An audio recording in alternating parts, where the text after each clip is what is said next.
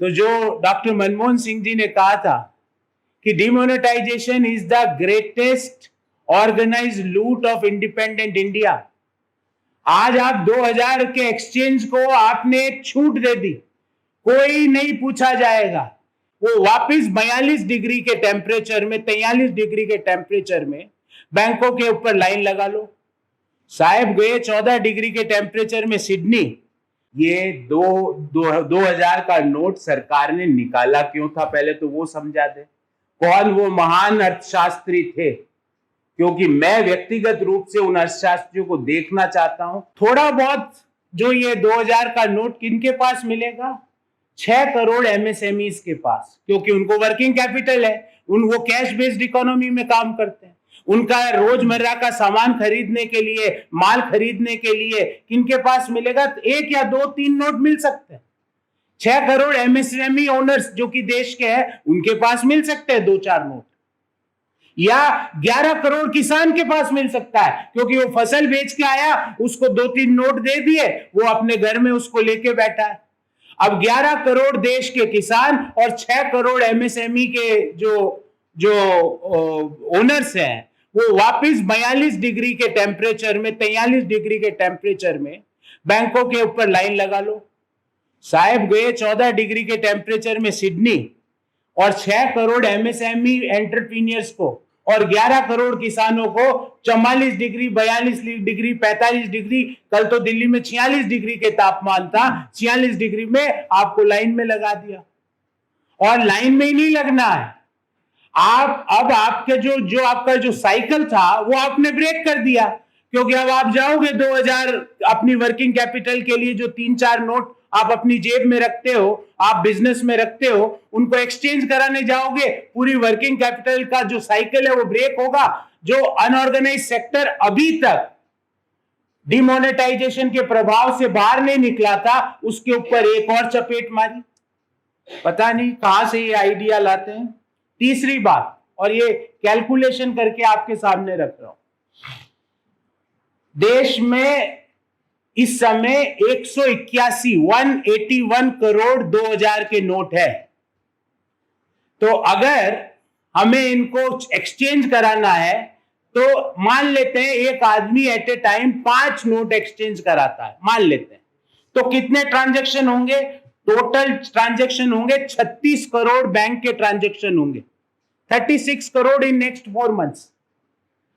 एक ट्रांजैक्शन में मैं मान लेता हूं 4 मिनट लगते हैं, मैं अप्रोक्सीमेटली 4 मिनट्स।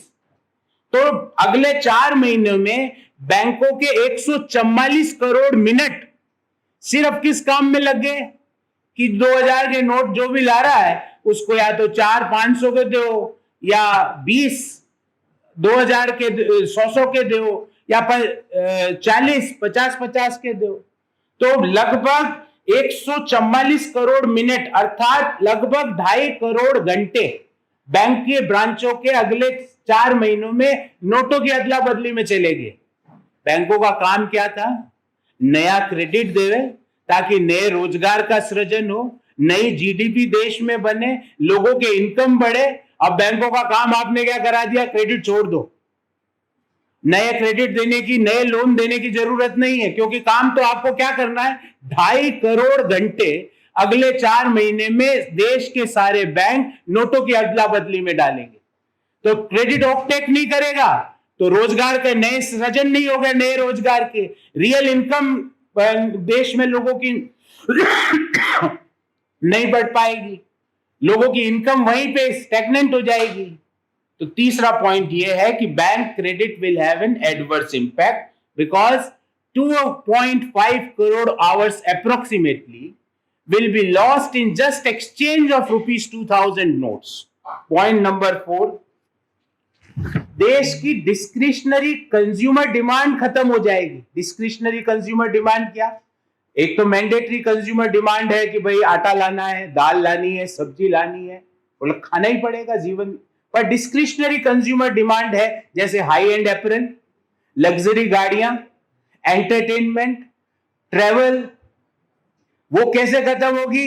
कि भाई जिनके पास 2000 के नोट है वो पहले तो जाएंगे अगले 4 महीने में 2-2 हजार के 500 में कन्वर्ट करने। अब 500 में भी उनको थोड़ा भय है कि पता नहीं कब कौन सा सर्कुलर आ जाए और ये कुछ नया सर्कुलर आ जाए। तो डिस्क्रिशनरी डिमांड जो कंज्यूमर प्रोडक्ट्स की है वो नीचे आएगी। अगर वो डिस्क्रिशनरी डिमांड कंज्यूमर प्रोडक्ट्स की नीचे आएगी तो देश का जीएसटी कलेक्शन कम होगा। जीएसटी कलेक्शन कम होगा तो देश की सरकार के पास सोशल सेक्टर स्पेंडिंग में जो बजट एलोकेट किया था वो पैसा ही नहीं होगा। तो कौन भुगता? वापिस कौन भुगता? जिसने ब्लैक मनी रखी वो नहीं भुगता। भुगता वो व्यक्ति जो कि लोअर इनकम ग्रुप में है या मिडिल इनकम ग्रुप में है, क्योंकि सोशल सेक्टर स्पेंडिंग से फायदा उसको सबसे ज्यादा होता है। पांचवी बात, भारतीय मुद्रा कोई मजाक का विषय नहीं है। हम नहीं चाहते कि देश की मुद्रा के बारे में कोई विदेश व्यक्ति ये बोले अरे ये नोट कब तक रहेगा यार, इसका ध्यान रखना थोड़ा। क्रेडिबिलिटी जिसको हम कहते हैं साख, credibility of the currency is at stake. आज भारतीय करेंसी मजाक का पात्र बना दिया आपने।